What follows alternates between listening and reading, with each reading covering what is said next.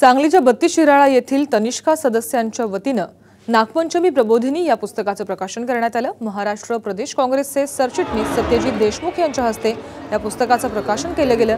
या पुस्तकाच्या माध्यमातून नागांविषयी जनजागृती करायला मदत होईल असा विश्वास यावेळी तनिष्का सदस्यांनी व्यक्त केला। आमच्या शिराळकरांच्याही परंपरेनुसार आणि जगप्रसिद्ध कशी होईल याची आम्ही शिराळकर दक्षता घेणार आहे आणि जास्तीत जास्त याचा प्रसार करणार आहे।